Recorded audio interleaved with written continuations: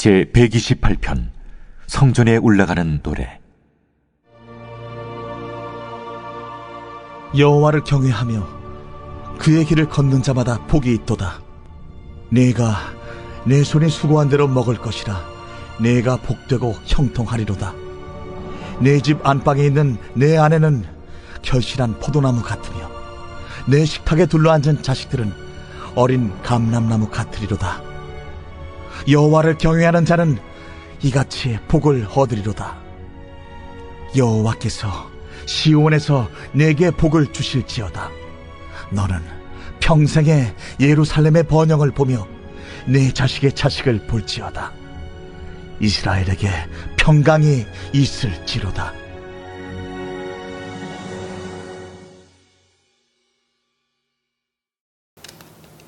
새벽 영성 기도 시간입니다.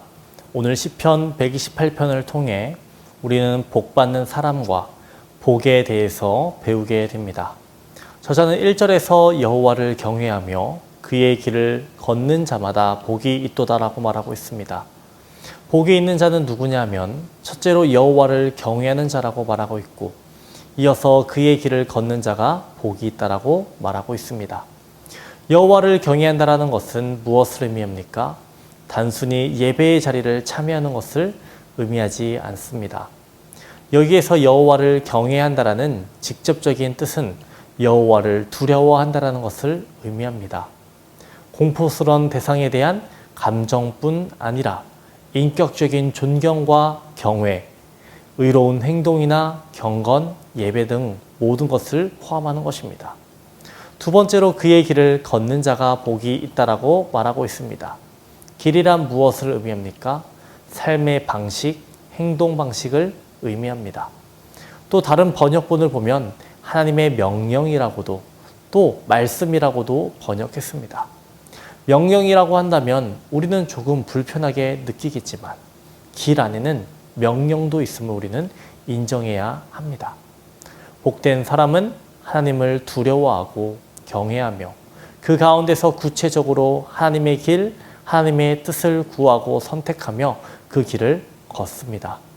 그릇된 습관을 버리고 거룩하고 선하신 하나님이 원하시는 삶, 즉 그분의 말씀과 법도를 따라 살아가는 사람을 가리키는 것입니다. 이어서 2절에서 내가 내 손이 수고한 대로 먹을 것이라. 내가 복되고 형통하리로다 라고 말하고 있습니다. 우리는 여기서 우선순위가 무엇인지에 대해서 생각하게 됩니다.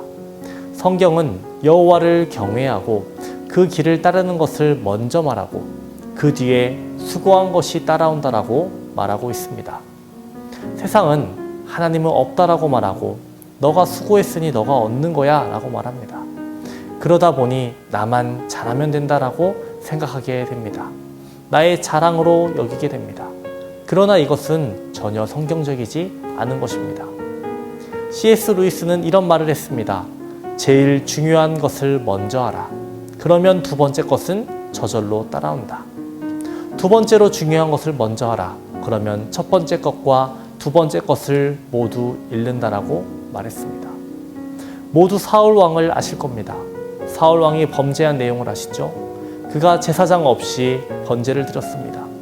또 아말렉의 가축들을 죽이지 않고 번제에 드릴 제물이라고 거짓말을 합니다. 핑계를 댔습니다. 첫 번째 그가 죄를 지었을 때에 사무엘 선지자가 사울을 책망합니다. 이때 사울이 회개합니까? 회개하지 않습니다. 하나님 죄송합니다. 제가 믿음이 없어서 위급한 상황이어서 제가 실수했습니다. 용서해 주세요. 이런 마음이 없었던 것 같습니다. 만약 그에게 이러한 마음이 있었다면 하나님께 또 다른 죄를 짓지 않았을 겁니다. 사울은 재물에 눈이 멀어서 하나님을 잃어버렸습니다. 그런데 여러분, 사울을 왕으로 만드신 분이 누구십니까? 하나님이십니다. 사울이 왕으로 모든 것을 누릴 수 있는데 그 모든 것을 누가 허락하셨습니까? 하나님입니다. 그런데 지금 작은 욕심 앞에서 사울은 무너지고 하나님을 놓치게 된 것입니다. 사울은 잘못된 선택을 했습니다. 여러분, 우리는 어떤 선택을 해야 할까요? 유대인들이 감람나무 추수할 때 감람나무 위로 올라가서 가장 위에 부분 중에서도 잘 익은 열매를 딴다라고 합니다. 그리고 그 익은 열매들을 틀에 넣고 기름을 짜는데 시계를 보면서 5분 정도 흐르는 기름만을 받는다라고 합니다. 그리고 그 기름은 하나님께 드린다라고 해요. 왜 그렇게 할까요? 그 기름이 제일 좋기 때문입니다. 이스라엘 백성들이 광야에서 살아갈 때 하나님의 명령으로 성막을 만들었습니다. 그리고 백성들은 성막 중심으로 살아갔죠. 성막 동서남북에 각각 3개의 지파들이 모여 살았습니다. 그리고 그들은 성막을 바라보며 살았습니다. 이것이 의미하는 바가 무엇입니까? 우리가 하나님 중심으로, 신앙 중심으로 살아가야 한다라는 겁니다. 오늘 시편 128편의 말씀을 통해 우리는 하나님 퍼스트 신앙에 대해 배우게 됩니다. 하나님을 기쁘시게 해드리는, 하나님을 가장 앞에 두는 저와 여러분 되시기를 주님의 이름으로 축원합니다. 기도하겠습니다. 하나님 아버지, 오늘도 우리에게 주의 말씀을 허락하시니 감사합니다. 우리들 하나님을 가장 앞에 두고 살아가는 신앙인 되게 하여 주시옵소서. 하나님, 이로 인해서 하나님 우리에게 더욱 크신 복을 허락하여 주시옵시고 우리가 형통함을 누릴 수 있도록 주님 도와주시옵소서. 코로나로 인해서 어려움을 겪고 있습니다. 하나님, 이 시기가 얼른 지나가게 하여 주시옵시고 함께 모여서 기도하고 말씀 듣고 찬양할 수 있도록 주님 도와주시옵소서. 어려움을 겪고 있는 성도들도 있습니다. 하나님, 그들의 마음에 평안함을 주님 허락하여 주시옵시고 하나님께서 채워주시고 공급하여 주셔서 이 위기를 잘 극복할 수 있도록 주님 도와주시옵소서. 담임 목사님의 사역을 위해서 기도합니다.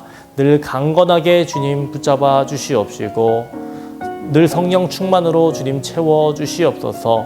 성도들에게 귀한 말씀 준비하실 때에 부족함 없도록 늘 도와주시옵소서. 특별히 항암 치료받는 성도들이 있습니다. 하나님, 그들을 붙잡아 주시옵시고 그들의 질병이 깨끗이 나을 수 있도록 주님 도와주시옵소서. 함께 모여서 예배드릴 수 있도록 주님 허락하여 주시옵시고 그들이 용기를 잃지 않을 수 있도록 주님 도와주시옵소서. 다음 세대를 위해서 기도합니다. 하나님을 경외하는 삶을 살아가는 우리 귀한 자녀들 되게 하여 주시옵소서. 주의 말씀으로 인해 자라나게 하여 주시옵시고 말씀을 들을 때에 그 말씀을 깨닫게 하여 주시옵시고 말씀을 마음에 새길 수 있는 주님의 자녀들일 수 있게 도와주시옵소서. 이 세상을 살아가는 가운데에 분별력을 갖게 하여 주시옵시고 하나님의 영광을 위해서 살아갈 수 있도록 주님 도와주시옵소서. 우리의 자녀들 가는 길마다 하나님 지켜주시옵소서. 오늘 하루도 함께 하실 줄 믿습니다. 감사드리며 예수님 이름으로 기도합니다. 아멘.